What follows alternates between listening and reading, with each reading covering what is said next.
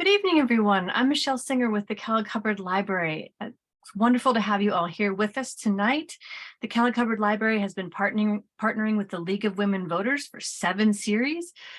For their speaker series. This year's is the Climate Change Speaker Series, and this is our last panel of that series. We're so glad to have you all here.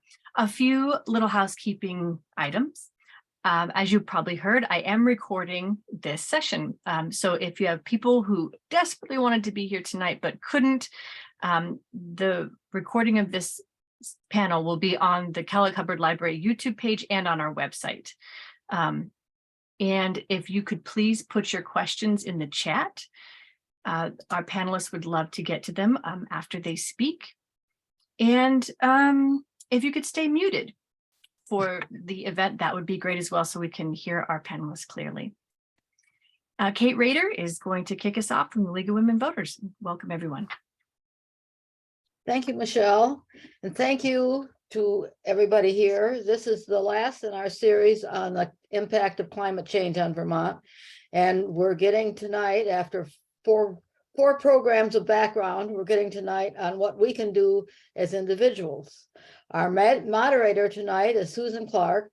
She's a writer and educator focusing on community sustainability and engagement.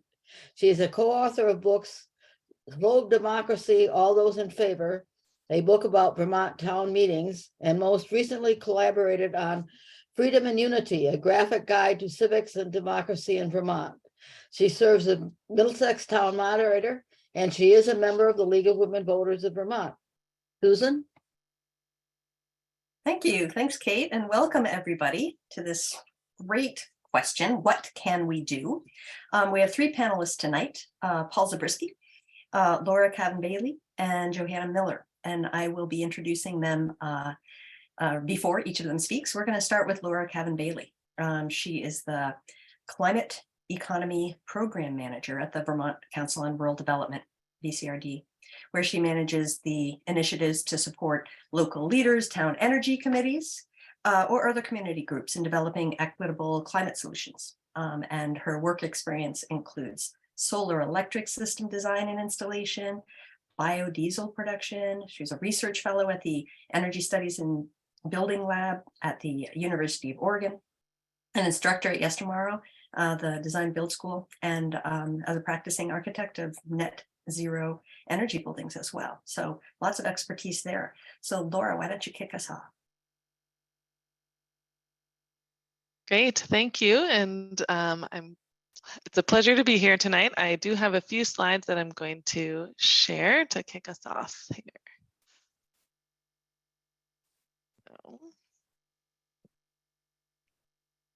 All right, what can we do? That is a big question, and I think we're going to dig into that in a number of different ways today.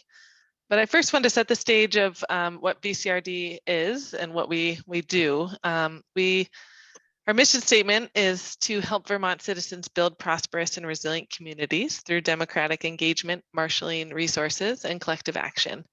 And through that, you can see through our vision, we take on a lot of different angles as to how that gets implemented. The programs that I manage are under the Climate Economy initiatives, and so just wanted to give a quick overview of what we're working on currently and kind of how we're implementing within communities, and where people can also engage with us. So the first is the Climate Catalyst Leadership Program, and that is in the 4th year currently, and we've had over 60 individuals participate in that program to progress individual projects within their own communities. The second is the Climate Catalyst Innovation Fund. This has been running for 2 years, and we have leveraged over $120,000 and distributed those to 43 different projects throughout the state.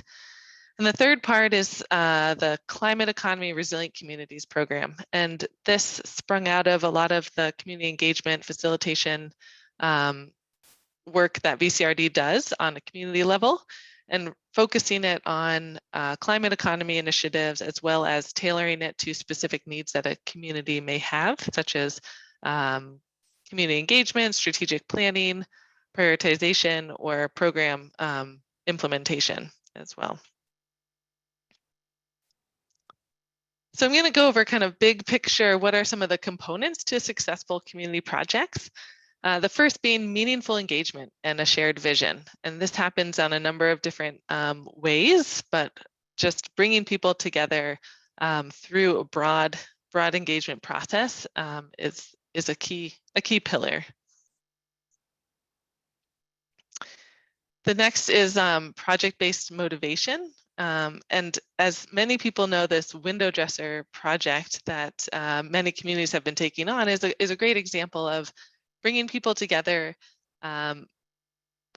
working across lines, non-political, just coming together to get their hands into a project and to meet people along the way. And that energy really builds momentum and gets people excited and has a tangible result too at the end.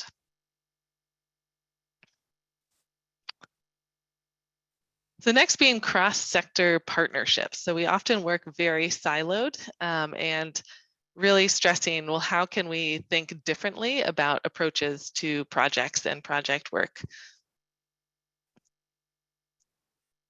Direct and open channels of communication with municipal leadership. So that's a key to successful projects within our small towns. We all just came out of town meeting day. We saw democracy in action and the influence that individuals can have in their communities, yet at the same time, the backing and the support of the town leadership and town government is a really critical pillar towards implementation. Set priorities for action. So that's a process to understand all of the opportunities, yet identify the next one or two that a community or group may want to take on to just initiate change. So instead of being overwhelmed, it's actually prioritizing, all right, which are the first steps that we want to take on as a group. And then layering opportunities and funding on top of each other. So there's opportunities that continue to come down the pipeline and how to interlay those together across these different programs to really implement and leverage these opportunities. So I want to step back a minute and define really resilience and how that impacts communities. And oftentimes we think of it as the ability to respond to catastrophic events.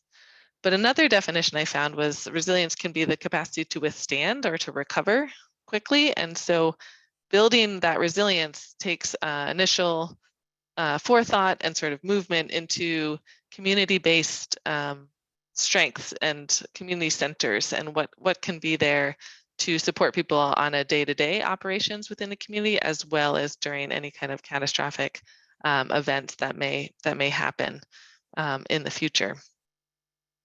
So one of these ways is through what we're defining, or people in general have been talking about, resilience hubs or sort of community centers, yet focusing on resiliency of a community. And these can take on a very wide-ranging look, particularly in our rural communities. It could be a solar panel installation that has battery backups that's connected to the grid. Green Mountain Power is working on resilience zones to identify really vulnerable areas in our state and working towards that type of infrastructure. It could be physical buildings. So libraries are a great example in communities where people come together, look for resources. And if you, like this example of Craftsberry, they've added solar panels and battery backups to their, as well as heat pumps to their building. And so they're able to operate on during power outages, as well as become a resource place for people to connect by broadband, use their computers, have access to heat and cool and a safe space to be. But it's really thinking about how to take some of these existing infrastructure and existing programming and start to interlay them together into a broader, comprehensive community support network with underlying looking at the energy infrastructure needed to support a lot of those initiatives. So in the process of developing say a community resilience hub, it's there are a series of processes to go through to really engage the community and bring to light what are the needs and what already exists, and who are some of the key partners and partnerships sort of in that process. So by bringing people together, hearing what the ideas and the needs are in a community, it's going to be very tailored to each community, yet have some similar threads throughout it. A prioritization and clear priorities would come out of that communication and that broad community engagement.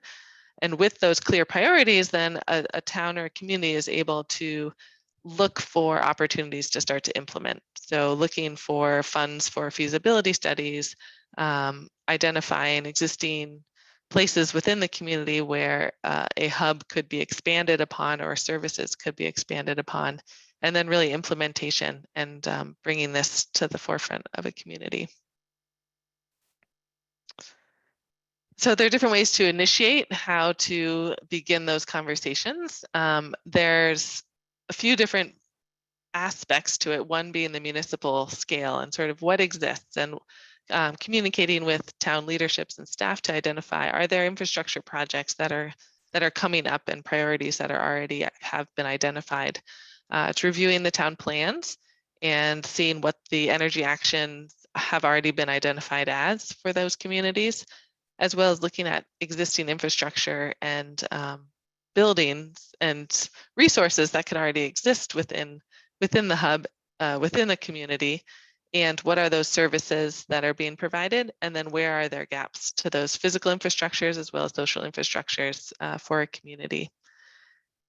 And the second fold of that is really engaging the community and hearing what are the opportunities, what are the needs, what already exists, and creating that prioritization vision for the future of that community. There are technical resources available through utilities, the regional planning commissions, VCRD, the VCAN network, neighboring towns. There's the opportunity to really expand partnerships in this work. So with that, I'm going to leave with a few resources that will be part of the slide deck that can be posted. The Vermont Council on Rural Development has a really wonderful community leadership guide that has a PDF on our website, and it talks towards how to engage community members. It speaks to some of the best practices, some of the challenges of that, and really start to create those conversations amongst different parties that may not already exist.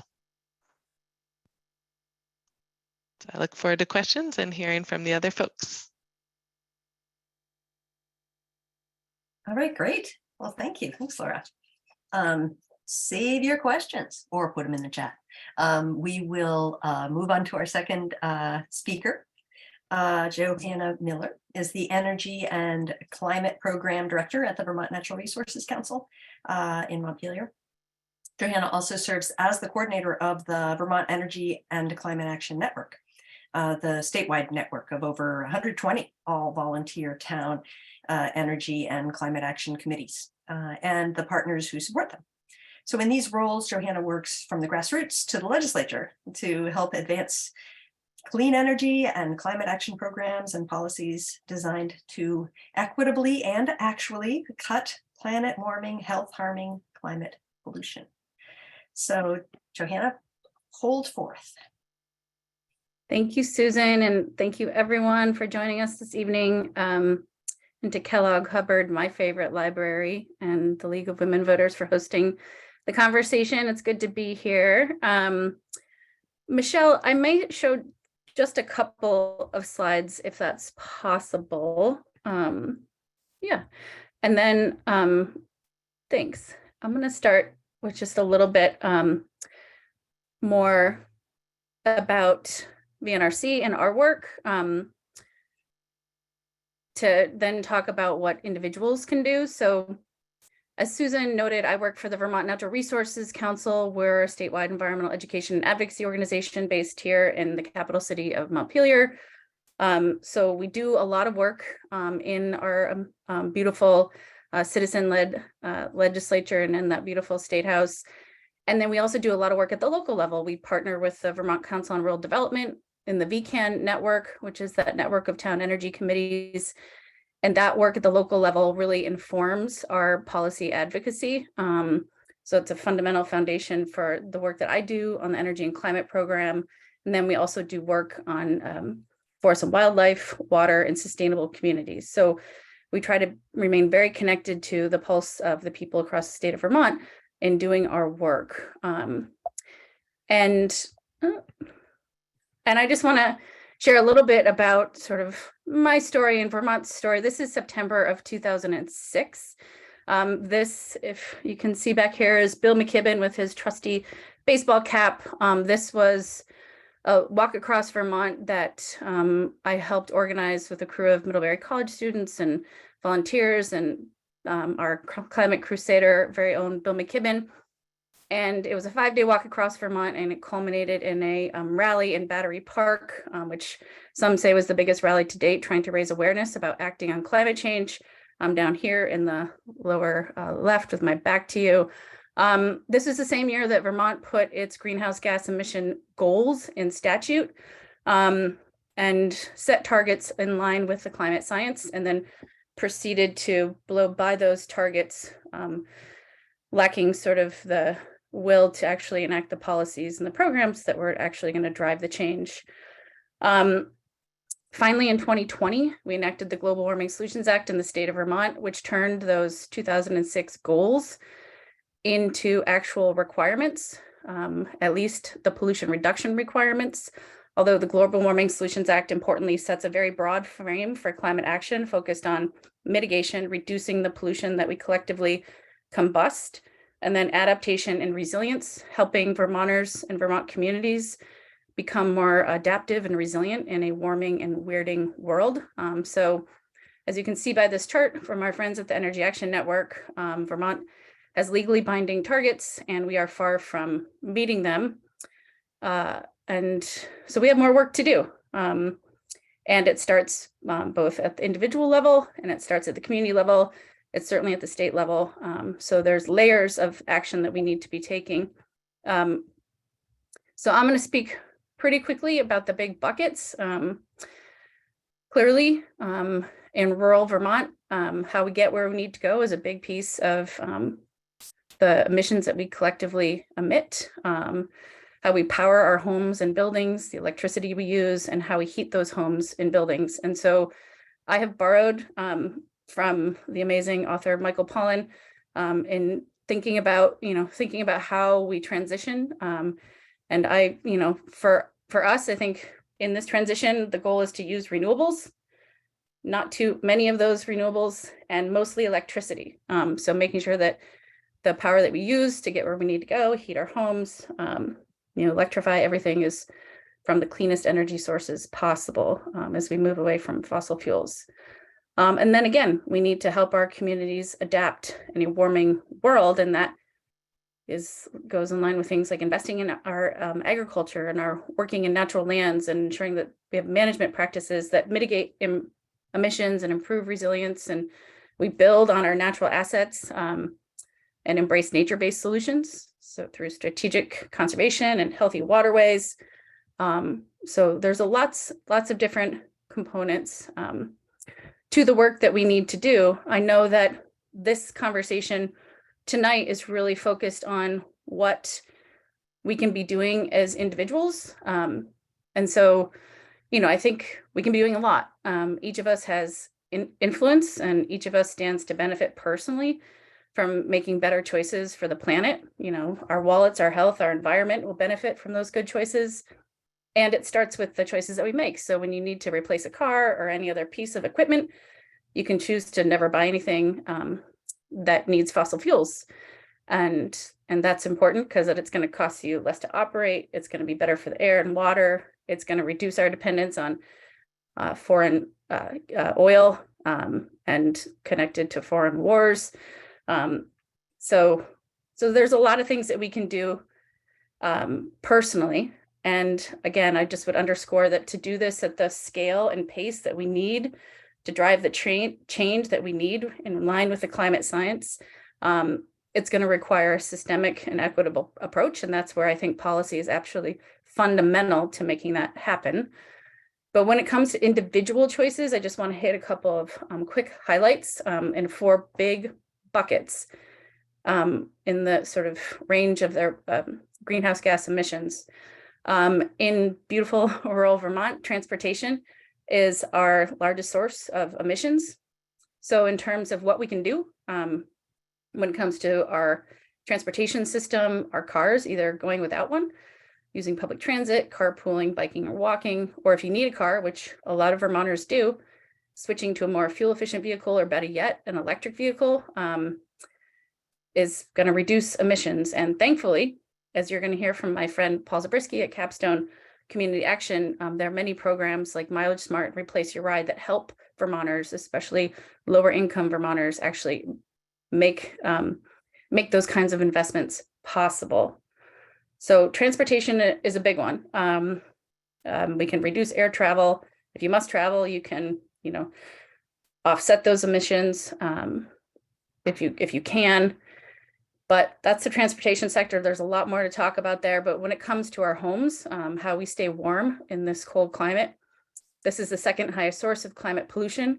So weatherizing our homes, making sure that we are not wasting energy, heating the outdoors, as my dad used to say. So starting first, if you haven't already done that, getting a home energy audit assessment to identify the highest priorities to reduce leakages in your home, tightening the envelope, and then other things like switching, how you stay warm to more high efficiency cold climate heat pumps that can heat and cool at far less cost per month compared to fossil fuels often, just being incredibly efficient with your water, with cooking. There's incredible new resources like induction cook stoves, cooking with magnets. There's incentives for these more efficient appliances. And I think many say, I have not yet invested in one, I hope to, that it's amazing how fast these induction cooktops can boil water with far less energy consumption and no indoor air pollution if you have a natural gas fired stove. And my daughter's very favorite show, The Great British Baking Show, they use induction cooktops, so they're really wonderful. A couple of other things, sort of how we power our homes, our electricity, to the degree that it is possible. And again, there are incentives out there to help folks do this, switching to renewables, either through your utility or on your own home. And there's more work to do there to make sure that those options are available to everyone. But again, like when it comes to the power sector, switching appliances to highest efficiency Energy Star related appliances, really important. And then there's other things that we can do here, like how we eat and what we eat, eating fewer animals and more plants. I think as we all know, this is a funny fact for my 11-year-old, cows burp a lot of methane into the atmosphere, enteric fermentation it's called. And it's a powerful greenhouse gas. It's a methane gas, and it has 80 times more power of carbon dioxide in terms of global warming. So more plants, fewer animals, all the other things that I'm sure many of you do, purchasing local and organic, growing your own food, even in tiny spaces, reducing food waste and plastic packaging. A bunch of these are win-wins for the planet and pocketbook, and, like things like reducing food waste and packaging because plastics are made from fossil fuels. Again, good for the planet.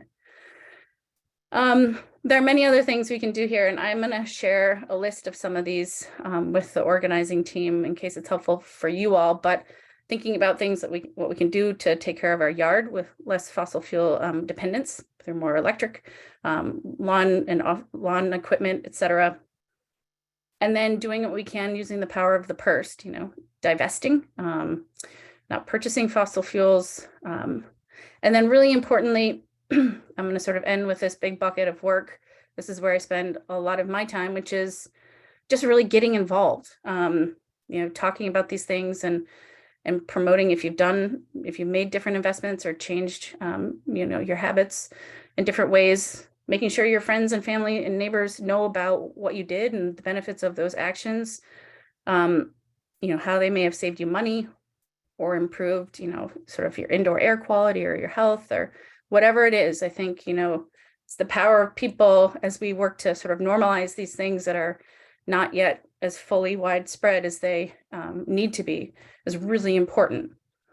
And of course, doing, I think, what I hope all of us did yesterday on town meeting, sort of getting out and voting for candidates that support policies and programs that are going to support this needed energy transition in a just and equitable way, and raising your voice on policy issues. In Vermont, we are lucky to have a citizen-led legislature with an accessible legislative, legislature, hardworking elected officials that are responsive to their constituents. If you want to ensure that they are supported and they, that you want them to support really important big climate bills, like big bills that are being discussed this session that I hope move forward, that are going to begin to gradually and more equitably transition the way we heat our homes. It's, for example, and I just want to make sure that there's a plug for either joining or starting a town energy committee. We help do that with our VCAN partnership. These are really important grassroots groups. Montpelier has a very active energy committee. Many communities do.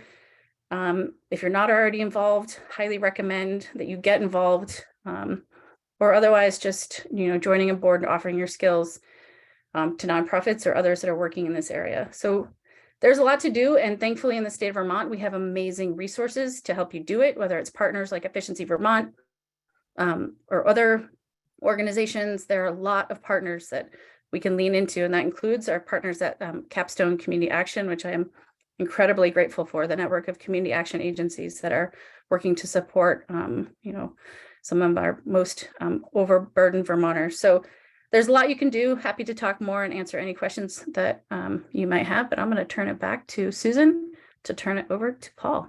Thanks. Wonderful. Thanks, Johanna. That's inspiring. Quite an inspiring list. All right.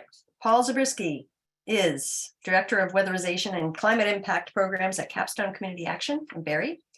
He has spent 30 years working on residential energy efficiency and sustainable habitats. Paul is active in Vermont policy discussions around thermal energy and transportation initiatives. He advocates for high standards in building renovations and climate justice for lower income Vermonters. So let's hear from Paul. Well, thank you. Thank you for the opportunity to be with you all this evening. And Laura and Johanna, I feel like I've been in front of a fire hose here. Fortunately, you covered a ton of material, so I'll be brief. I think I would just pull back, and my focus is on homes, and I look at what can we do in our homes, in our families, and thematically for me, it starts with three things: conservation, efficiency, and renewables, in that order. And conservation is simple. It's in its simplest form, it's turning off the lights. It is just using what we need as efficiently as possible and not wasting. And mostly that's behavioral stuff. It's actually cheaper for most households, and it's just changing the way we go about things, whether it be the way we use energy, the way we buy and use food, when we choose to travel, how we choose to travel. Efficiency is really about when we need sources of energy, let's use them as efficiently as possible. So, upgrading wood stoves to the newest technologies that are far, far more efficient than the old stoves that we used 30 and 40 years ago, which, because they were robust, they still work. They just work about half as well as what they would be replaced with. Adopting new technologies, cold climate heat pumps are wonderful technologies. But before we get to cold climate heat pumps, I'll go back to conservation. One of the keys of conservation is just insulation and air sealing in our homes. And if we have drafty homes, if we don't have good insulation, we don't have resilience in dramatic weather events. So when we do have the big storms and we lose power, a well-insulated home will last much longer before we get into crisis mode. If you have the opportunity, a small cordwood stove is a good buffer against those long power outages. Is a small wood stove can still create a ton of heat, and in a well-insulated building can protect it from catastrophic freezing when we have these long powerless events during severe weather. In the summertime, when we get those severe weathers, the cheapest air conditioner is a tree. And going outside, planting trees, particularly on your western exposure, a deciduous tree provides shade, and that will protect the temperatures in the building as much as anything, short of just insulating it and keeping the hot out. While we're outside, thinking about the edible landscape and fortifying our yards and our communities and our public spaces with fruit trees, with nut trees, and with vegetation that can sustain us. What we have seen is that our most dramatic events often come in the form of extreme precipitation. And so managing water, slowing water down, and managing water to make our homes and environment around us more drought resistant. They're all seem like little things, and they are, but lots of people doing little things is how we have great impact. So I think I'll stop there and just join in the Q&A. I think Johanna covered a ton of sort of the steps, and join you all. Fantastic. Yeah, it's very inspiring. It is, yeah, you're right. There is a certain fire hose quality to this. It's like, oh my gosh, all of these things. But you always feel good when you know you're doing some of them, and you know that you can latch onto others. So I think it's a really inspiring list. We've got a bunch of questions that are coming in here. There's one overarching one from Freedom, who wants to know if any of you want to comment on the Great Reset, the plan for 2030 put forth by the World Economic Forum and the World Health Organization. Any comments on that? It's not exactly on our topic, so any of the three panelists? I'm not informed enough about it to speak to it. Any others? All right. I just have the high level. I certainly I understand, but I'm not, again, following the details, but I get that it's urgent and it's going to require massive lifestyle changes. And I think that's what we were trying to move through in this conversation and in general, but I thank you for flagging it. All right, there's a link in the chat if folks want to follow through on that. Renee has questions about lawn care, and I know that she did get and just outside living space around our homes. What is the carbon emission calculation of mowing versus rotating small livestock, affordable electric riding mowers? And I saw that Johanna posted a link in there, lots of information about from Mow Electric Vermont. She also wants to know about battery powered push mowers, subsidies for low income property owners. Any further comments about or advice for those of us who are taking care of lawns? Or cut it long. Cut it long. Cut it long. The tightly mowed lawn holds less carbon in the soil, and part of edible landscape is building soil carbon. So cropping grass really short use much more water and makes it much less resilient. So it will turn brown faster. It will need more effort to keep weeds at bay, and it will have lower overall soil carbon. And or let it grow. I mean, no mow May, we embrace that. And when a little bit longer, several others in our neighborhood here in downtown Montpelier did. And I think the pollinator garden, it's sort of its own natural pollinator garden. I would just say, though, to your questions, Renee, and in general, that that website that I shared is really a good resource, Mow Electric. And there's a fellow named Steve Wisbaum who's been partnering with our utilities in Vermont, promoting cleaner lawn equipment for a long time. He's an amazing resource. I think you can find his contact information there, or I'm sure I can get it to you if it's not on that website. He can answer all your questions. And I would just say, you know, our electric utilities through our renewable energy standard are required to help customers cut fossil fuel consumption through Tier 3, the energy transformation tier of the renewable energy standard. And through that program, Tier 3, they offer a variety of incentives to customers for a variety of different strategies: heat pumps, weatherization, lawn equipment. So look to your local utility for potential incentives, as well as the incentives that are going to be coming down from the Inflation Reduction Act and all the other federal programs that are, you know, that are fairly new and really critical to helping the state of Vermont and Vermonters reduce their reliance on fossil fuels and save money. Nice. Can I add? On that same lawn care question, just or I should say, it's about there's a follow-up here about the calculations of small livestock versus haying equipment for acreage. Anybody have any info on that? Okay. So the whole issue of meat in our diet is a challenging one. And having a son that's a farmer, I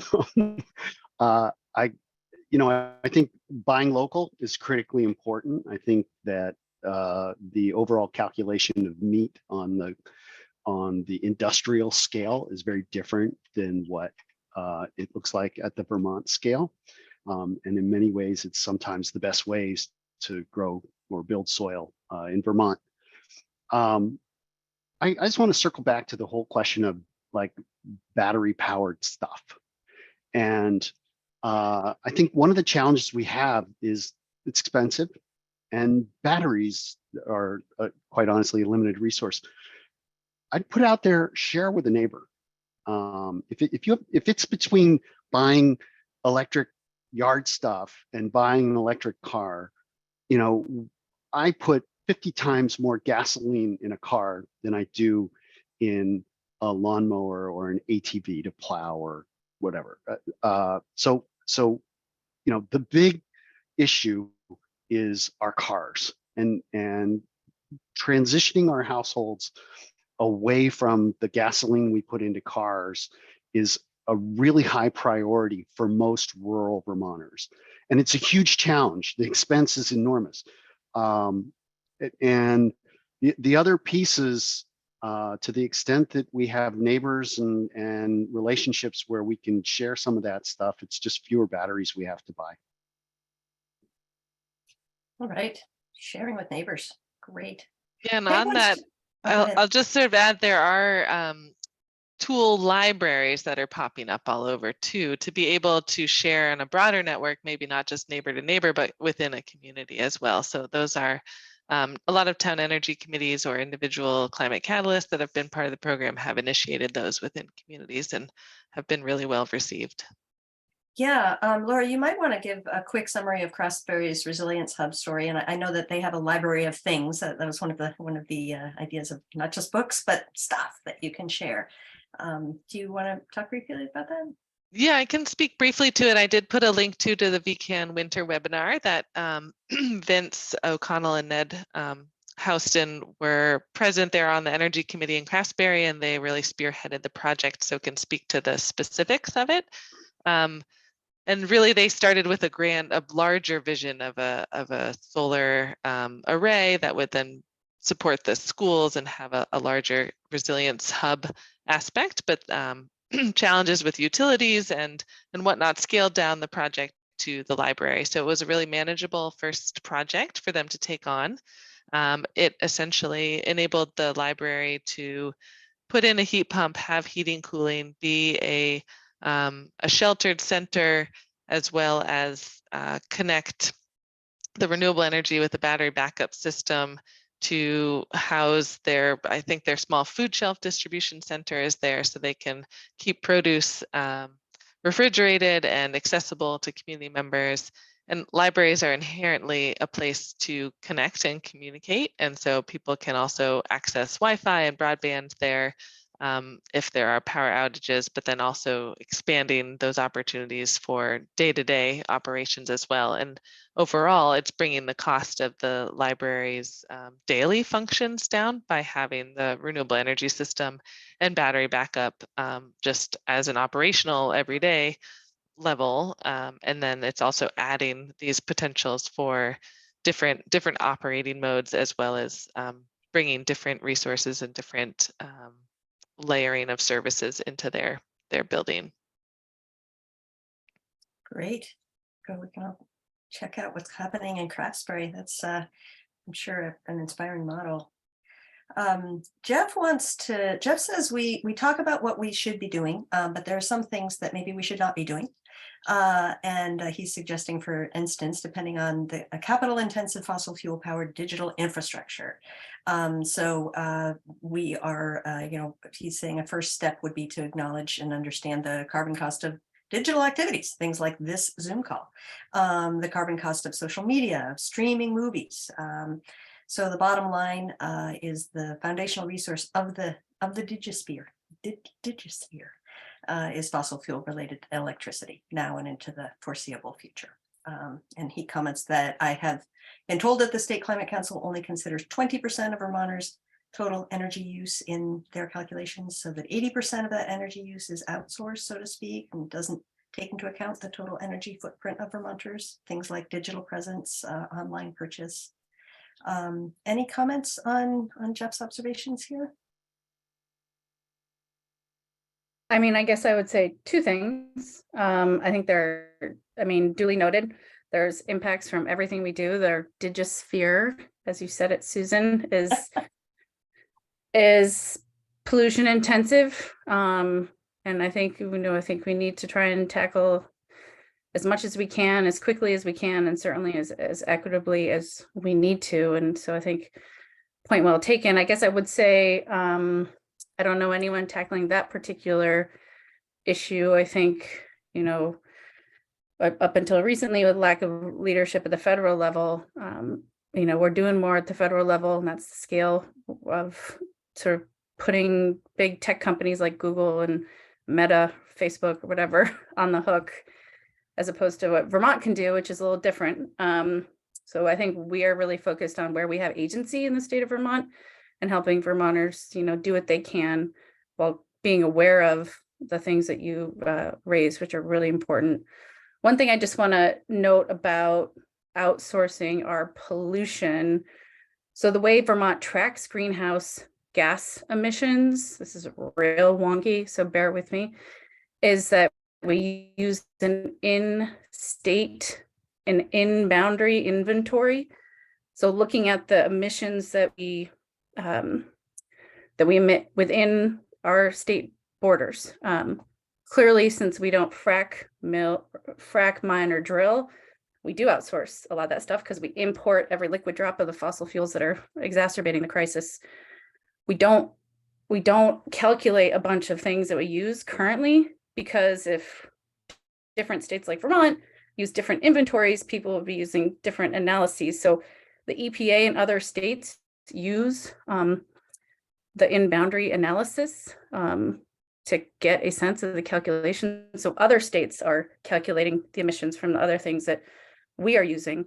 But that is why Vermont is advancing simultaneously a push for a life cycle greenhouse gas emissions assessment that would be a complementary analysis to our in-boundary assessment that we currently use, that other states and the Environmental Protection Agency are using, that would give us a much fuller picture of what we are using, whether or not we're using it in boundary or getting that benefit from somewhere else. So it's intended to provide a much more comprehensive picture so that we are accountable to what we are actually using and not just what we are tracking in boundary. There's a lot of knowledge on this panel. I want to add to the point that Jeff makes about use of digital space, and to Johanna's point earlier of individual actions and individuals' energy use ranges hugely. So the exact same house in a subdivision in Martha's Vineyard, one family used a fifth of the energy of another family with the same number of residents. It's all about if you're streaming a lot of videos or you have a lot of interconnected Wi-Fi devices. And so I would stress and encourage everyone on this webinar to understand the amount of energy that they're using. So track it, look at how you are compared to the regional average. You can take all of your energy for a year, including all sources, and divide it by your square foot, and you get your sort of mileage per gallon, but for your house. It's called an energy use intensity. And just becoming more aware of the impact of all of the things that we have plugged in and all of the uses that we're doing is really an individual opportunity to understand that impact, because it does vary very greatly household to household, depending on what people's habits are. And as we tune into what our habits are, we can start to identify opportunities to turn things off, go outside, enjoy the other aspects of being a human, and hopefully minimize overall energy use in the process. All right, we have a couple people who have asked about Bill McKibben's third act, whether anybody's following that work, a push to get a large number of people, especially older citizens, to close their credit card accounts with the 4 big banks on March 21st to help trigger their divestment from fossil fuels. Thoughts or comments? I think it's amazing. I love the third act, and I appreciate whoever raised it, and that some folks on this call are actively involved. Thank you for being involved. There's a national push on March 21st. I dropped a link in the chat. There is a national movement, and then there is a third act Vermont where you can sign up and get involved. So there will be actions around the banks on the 21st, but there are also efforts through the third act Vermont to try to engage more locally in state conversations here in the state of Vermont. It's an amazing resource, and I'll drop that link in the chat again. So for those of you who may be of age and interested, I've had the pleasure of working with some of the leaders, and I just think it's really important to be engaged. All right. Lynn wants to know, as a member of our small town planning commission and the local lake association board dealing with cyanobacteria blooms, what are the available resources for on-the-ground resiliency of climate impacts that we're already dealing with? Most of these presentations have been about actions we can take as individuals to stem climate change. That is the theme, all good and useful, but how can towns assess impacts and plan for resiliency? So common in Vermont for people to be not just citizens, but also local officials. It's kind of a semi-permeable membrane, and we wear many hats. So, I mean, I'd take a stab at it, or Laura too. I mean, I guess one thing I'd say, and then Laura, you rounded out on this, Paul, is that people are probably well aware that, I mean, through the American Rescue Plan Act, the Infrastructure and Jobs Act, the Inflation Reduction Act, the Inflation Reduction Act really more focused on climate pollution. An unprecedented amount of federal dollars are coming into the state of Vermont and going to support communities, resilience and adaptation endeavors. I think those dollars are really new, and the programs are being, refined and stood up. There's one exciting new program called the Municipal Energy Resilience Program that is rolling out, that is largely focused on municipal buildings and helping municipal buildings become more resilient. Although there are $4,000 mini grants to engage in a public conversation and public engagement around what communities want to or prioritize doing when it comes to energy, climate, and climate resilience. I can drop a link to that program and its details as they're being refined, because that $4,000 mini grant is now up for application. So I guess to not 100% answer the question, there are more and more resources coming down to support communities doing that kind of planning. And they're really important partners like the Nature Conservancy in Vermont. The Vermont Nature Conservancy is really involved in that. Maybe reaching out to them in particular would be helpful. But Laura, you may have more information, and I'm going to drop the link to the Municipal Energy Resilience Program, which is one potential resource to lean in on. Yeah, I think that's a great place that communities are really leaning into that program and that funding source. And that $4,000 sort of community grant is very flexible, in my understanding, and it can go to community outreach, it can go to town energy committees for work, it can go to a community-wide education process, pamphlets, any sorts of pieces. So it becomes a really wonderful foundational tool to then implement or get awareness out to a broader audience. And like we have said, there's these scales, right? There's individual households, there's the community, and then there's the state, and then there's the out to the world that we live in. And I think, as I sort of stressed in some of my slides, is that that community level is a really important piece to thinking about climate adaptation.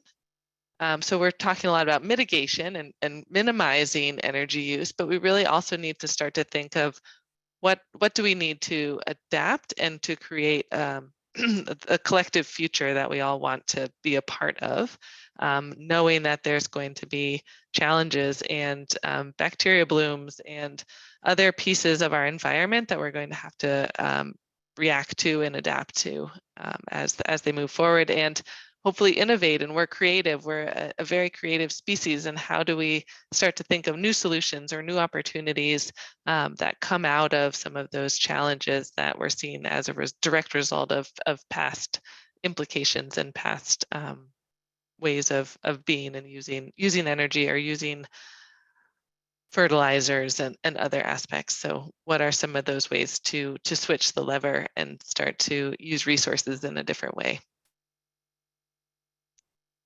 Paul, did you have a comment on that? It's really not my area of expertise. Okay. I would go back to our temptation as we construct the environment is to channel water and push it somewhere, and that moves nutrients. And the problem described is a nutrient problem that warming makes that nutrient problem more acute. But it's really about managing water, slow it down, protecting wetlands. But I don't have a solution today. Great. These are all, it's all interconnected. This is such a rich conversation. So many different ways that these things are connected. Mary wants to know if you all want to speak a little bit about geoengineering, and if you're aware of it and what your thoughts are on it, which I had to Google. Climate engineering, the term for both carbon dioxide removal and solar radiation management. Any thoughts on geoengineering?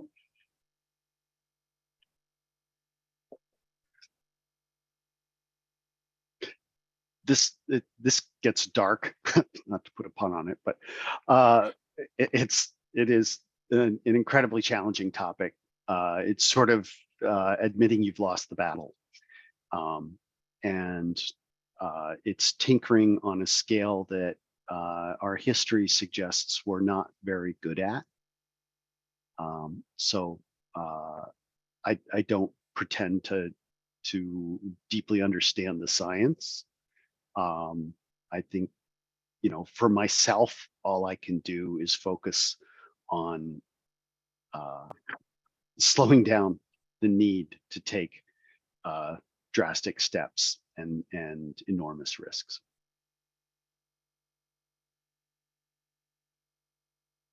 Thank you. Barbara asks, as a low-income older renter, I wonder how landlords, including large corporations, can be incentivized to insulate their properties, replace old, inefficient appliances, methods of heating, etc., with climate-friendly alternatives. This is going to be one of those policy things, isn't it, Johanna? Well, I'm going to leave that one to Paul. This is Paul's. Yeah, it's actually it's a program thing. Excellent. Go, Paul. 3E Thermal in Vermont is your landlord's resource for the technical expertise and incentives to reduce thermal energy consumption. It would be insulation, air sealing, changing out heat sources, electrifying buildings. We work at, it's a program of Capstone Community Action. We work with Efficiency Vermont and a whole host of other partners to provide landlords with the technical information, the detailed financial analysis, which helps them finance projects and incentives to help them motivate to going beyond simply building to code, but to building a building that's fit for the future. 3ethermal.org. All right. Yes, so we have come to the right place with these questions. This is great. Okay, now here's a question that sounds like it is straight from town meeting. Options for heating a town garage with large truck bays where trucks come in and go out often. Energy audit was done and followed up, says Bernard. Furnace needs replacing. I suspect that advanced wood likely not able to recover garage bay temperature quickly enough after the bay doors open for trucks. Is there any place to learn more? Also about mitigating elements like air screens to prevent some heat loss out bay doors when opened for trucks.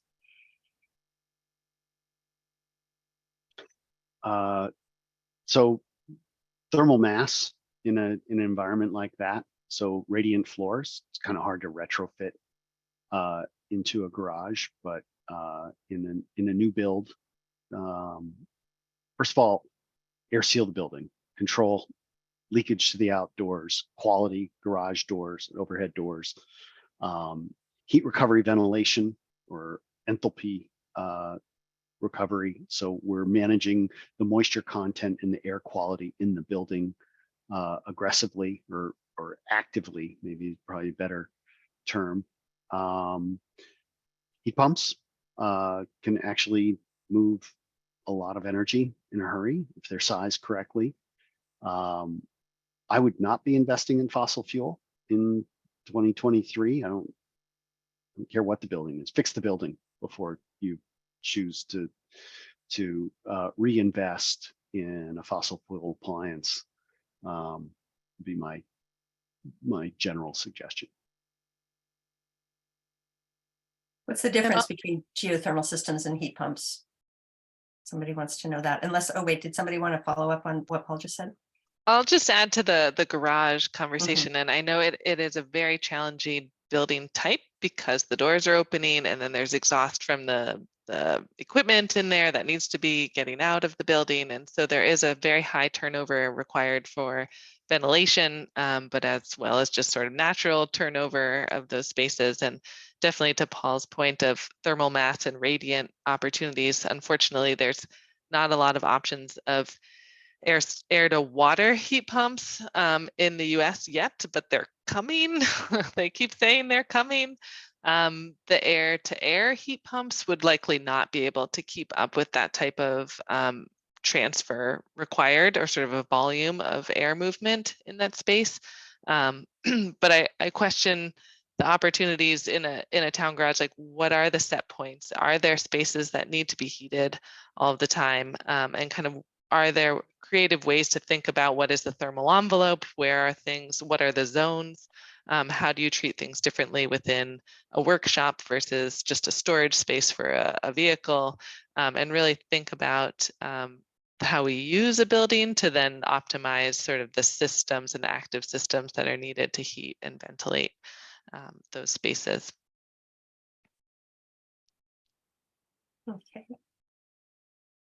Yeah, there was a question, since we were talking about these different, what is the difference between geothermal systems and heat pumps?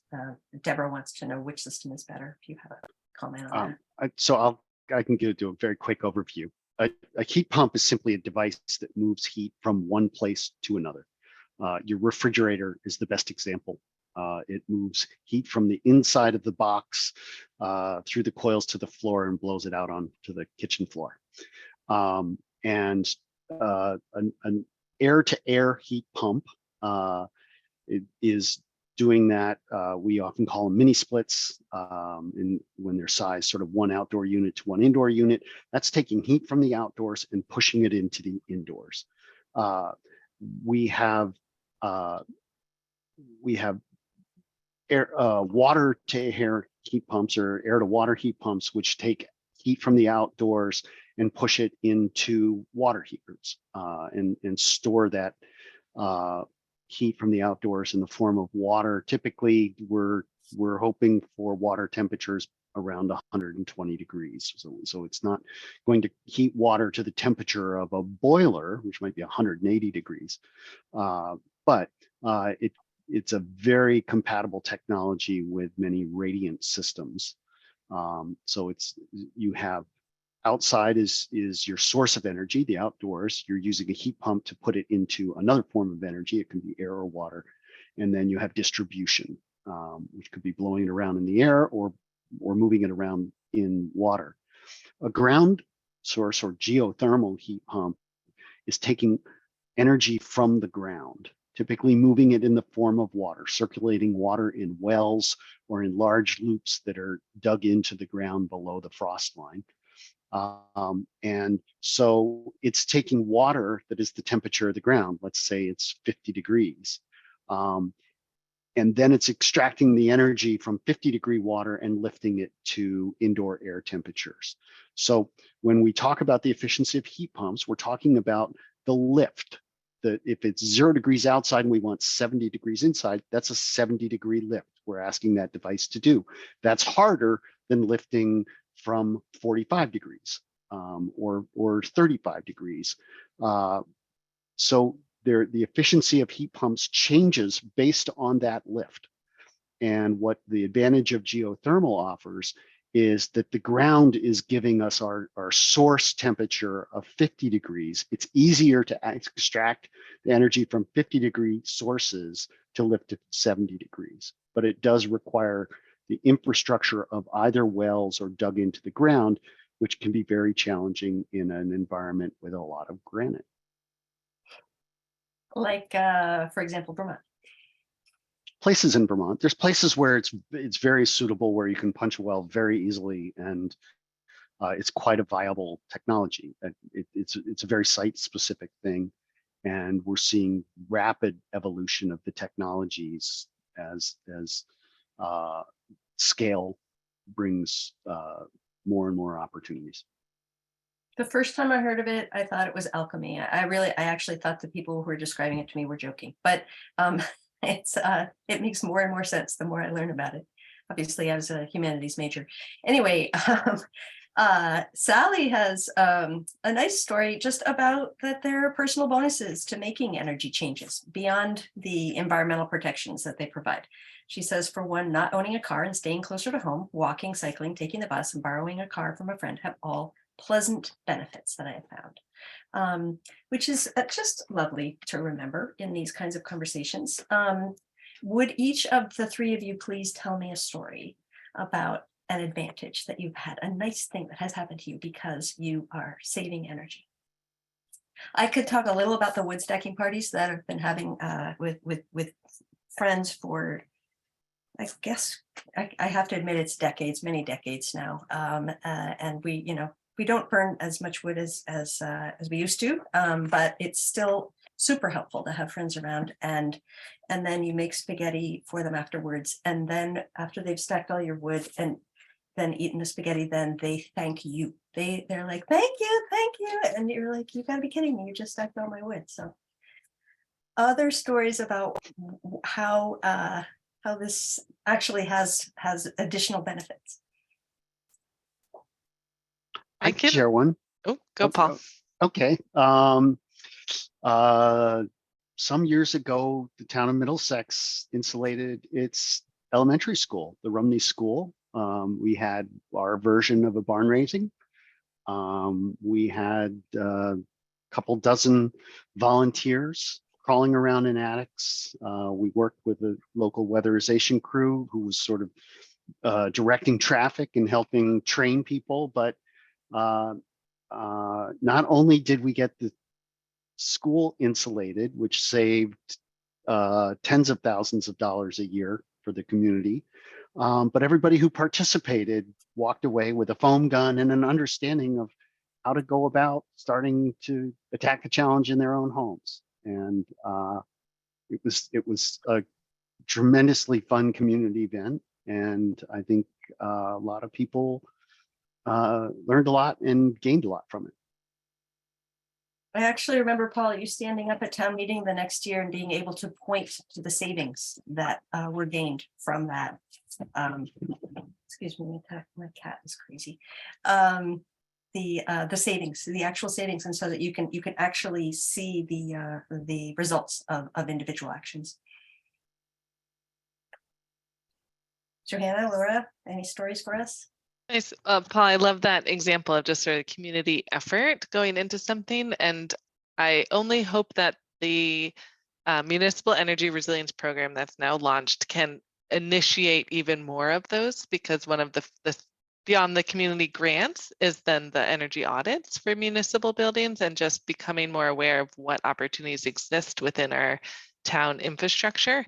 Hopefully the projects that don't get funded will have the opportunity to do some sort of community event or some way of continuing down that path of weatherization, because it is critical for our existing building stocks to become more efficient, become more air sealed.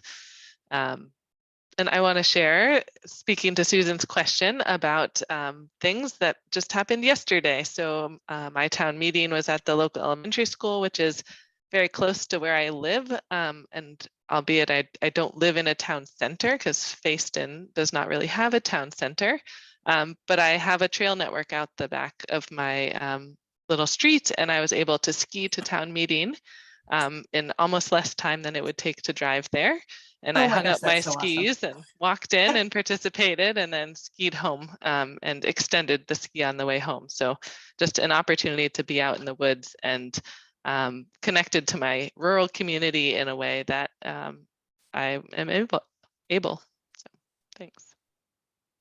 Well, I'm going to give you a little bit of a different flavor, and I think that's amazing, Laura. I live here in the beautiful urban metropolis of Montpelier, where oftentimes my world is very small, where I walk like 6 blocks to work and 7 blocks to the State House and 10 blocks to my daughter's middle school. And feel good about that, and having my last internal, like, big fossil fired, piece of equipment in our 100-year-old home being our trusty Subaru Outback. We are a 1-car family in terms of car ownership, but we walk a lot. Haven't yet got rid of the Subaru, but will. That's our next big investment. And I'm checking out the Inflation Reduction Act, and I hope you all do as well. And I dropped a link into the chat to calculate the kinds of incentives that may be available to you or your neighbors from the Inflation Reduction Act, which is going to help more people access the cleaner energy technologies that we need. Thank you for the question, Susan, and for your fun and fabulous story. There are a bunch of them. Yeah, some great ones. Okay, well, back to seriousness here. Renee wants to know if anybody's ever calculated the carbon cost of our US military. And wondering if the military uses 60% of discretionary spending, then what is Vermont's contribution to those excessive emissions? What is the carbon cost of US wars? Not exactly fitting under the what we can do rubric, unless you want to think really big picture. But if anybody on the panel has resources for that question or thoughts on it. Don't get me started. Don't get me started. It's a point well taken, but yeah. And I do want to point out just maybe some of the irony of the focus on military bases to have renewable energy systems and battery backups to become resilient spaces in their own right. I'm not saying we replicate the things that the military is doing, but there are, if watching some of the actions that those are taking, you understand that they can be replicated at a community scale. And I couldn't agree more. I think it's a very fair point, and it's, don't get me started. I agree, Paul. The other thing I would say is that back in the day when we were living in the world of mostly climate denial, now we're in a little bit of climate delay. You know who wasn't in climate denial? The US military.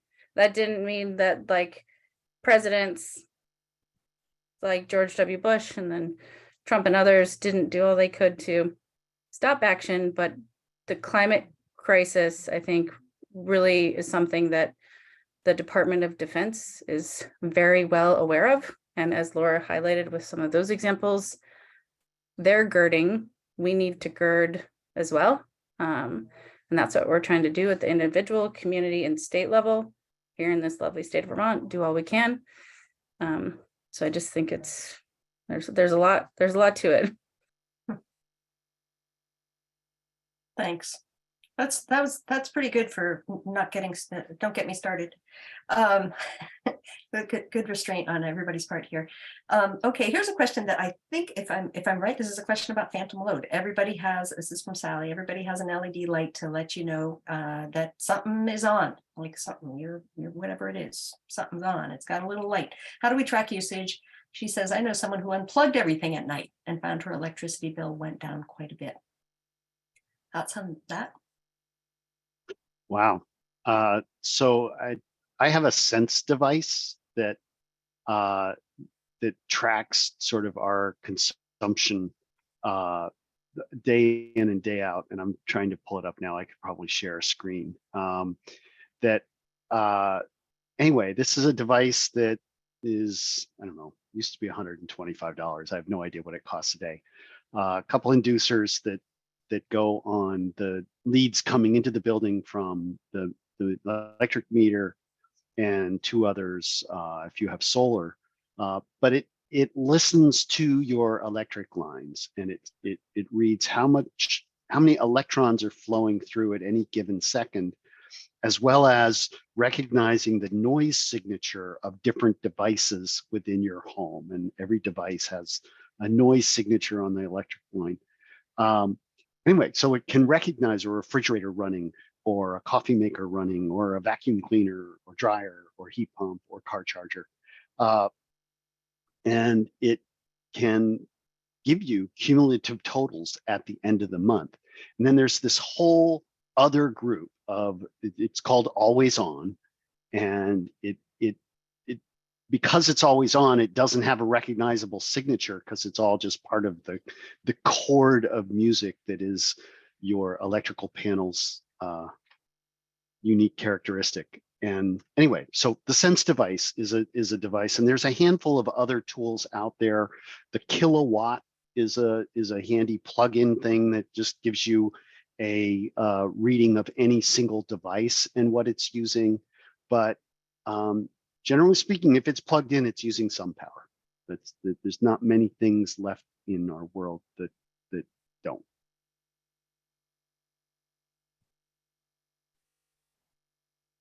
There's a question about the Inflation Reduction Act incentives. What entity in Vermont will be administering the Inflation Reduction Act incentives? There are two different parts to that answer. First being that that the states on a per capita pro rata basis will get direct grants from the Inflation Reduction Act, and I believe Vermont will receive something to the tune of $60 million, and those dollars will go to our state energy office through the Public Service Department.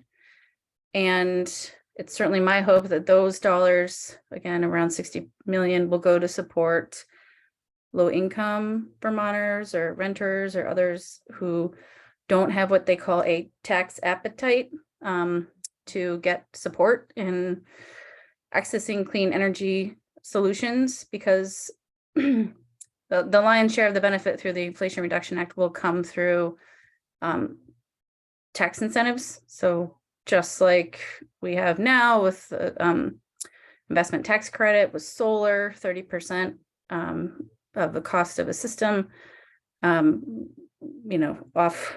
the full cost, you have to pay taxes. Not everyone pays taxes for a variety of good reasons. So some of the benefits will come through the tax incentives, and I'm going to drop a resource in the chat to look at the different sort of tax incentive structures and opportunities. And then another share will come through this, about $60 million coming to the state energy office, which I hope will go to support those who, are most energy overburdened. And stay tuned for more details on that as the guidelines become more concrete. And here's some information about the tax incentives. This chat is becoming the world's best set of links. So I hope that we're going to be saving this this list, and it can be part of the resource for folks who may want to see the recording or may want to go back and get some of these. It's really rich. And Jeff notes something really important, significant dollars coming to support climate smart agricultural practices. So there's just a whole slew of federal dollars coming into the state of Vermont to do good things. And let's hope that we maximize the doing the good things part. Exactly. Yes. I guess this is a question maybe for Michelle at Kellogg-Hubbard, who's hosting this. Kay wants to know if we can get a copy of the chat sent to the participants. I don't know how that works, but oh, here she goes. She's going to put a list of the links on the website with the video. So that's terrific. All right. I hope that's great. On a very micro level, if a person is trying to figure out which thing they're going to replace next, and also if they're going to replace, should they be replacing their gas stove, or should they wait until they need a new stove and then get the, the induction cook stove, even though it is on the British Baking Show, and everybody wants one now. When should we throw out all our stuff and replace it all with new stuff? Should we wait until our stuff is old and broken and then get the new thing? Have a plan. The hardest time to get a heat pump is when your furnace breaks. So it really is about understanding what your options are, and having a plan, phasing it in. There's some great financing coming through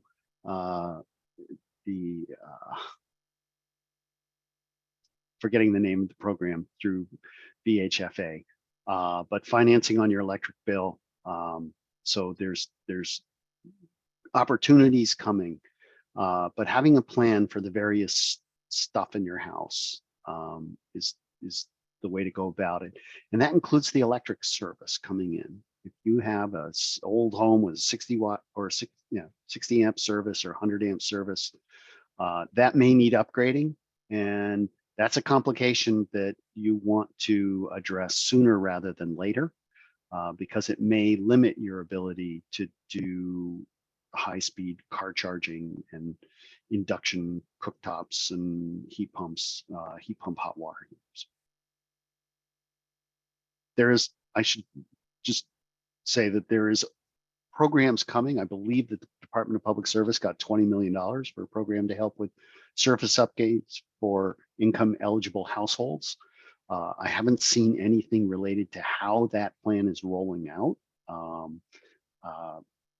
But so there's opportunities coming, but studying up on some of these various technologies and having a plan, and they're often complementary. Like if I would advise somebody to go with a heat pump before their propane furnace dies.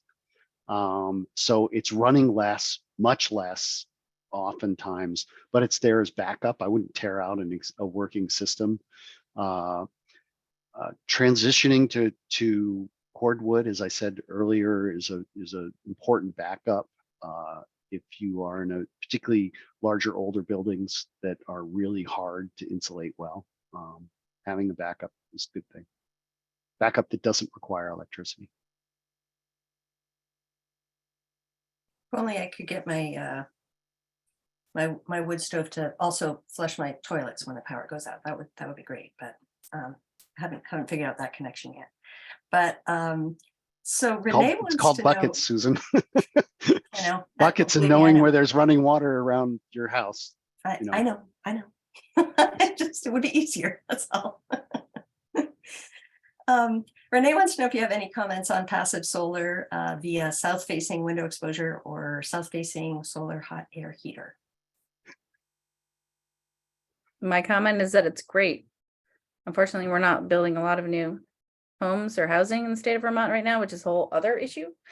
To the degree that we should be looking at strategies like that and making them as energy efficient and certainly not locking any of those new buildings into fossil fuels.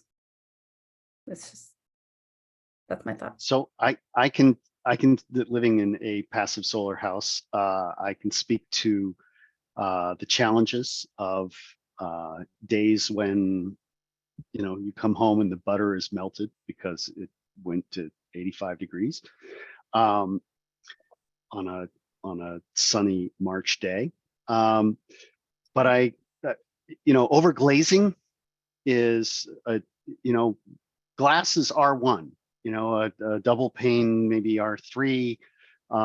If you have the resources to go with exceptional windows, and if I was replacing a window or buying a new window, I would buy exceptional windows. Go with triple glazed. There's some great options out there that are pushing towards R7. But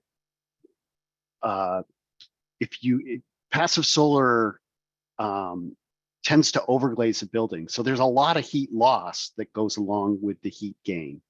And managing moisture in that environment becomes particularly critical. And anyway, so use the sun. I'm all for it. Just be really strategic about it. And be careful on the north wall, right? Like where you don't have a lot of sun, you don't need a lot of windows. Yeah, and to just build upon what Paul said, a traditional stud wall, 2x4 stud wall is going to be at R13. So right away, that thermal envelope is going to be more insulative than any kind of high-performing glass unit. So making sure that those trade-offs exist and that you're not overglazing and not cooling your house more than you want to be heating it passively. But definitely open your shades when it is sunny. And if you have the opportunity to build, think about passive strategies. But even existing buildings can start to take on different thoughts. So you can just rearrange rooms depending on when you're using different spaces. And if you're sleeping in a space, you may not need to have that direct gain in the south side for your office, where you may want to have that extra heat during the day. So there can be some non-invasive ways of thinking about space as well. All right. Well, one final question, and this one really can be how you want to, you can also just use it as your closing remarks. But basically, the question about, Andrea wants to know about our carbon footprint and what kind of actual impact each of us can have on the larger global problems, permafrost and rise of sea, the sea rise, acidification of oceans. Thoughts on it's really right to our question of what can we do and what each of our impacts can be. So go ahead. Well, I just want to take this in maybe a little different direction, since we're talking to the League of Women Voters. That the market-based economy that we live in incentivizes waste. It incentivizes externalizing impacts, and managing the task we have before us within the context of market-based economy requires some regulation.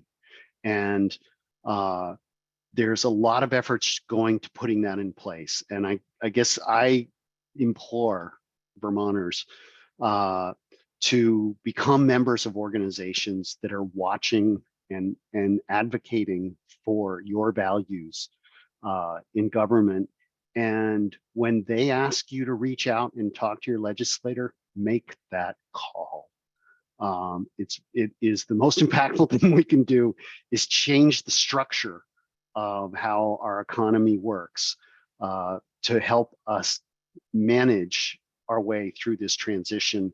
And that happens with participation, and we can have a huge impact. We just have to be listening for when to do it, and when that call goes out, act. Especially in a state the scale of Vermont.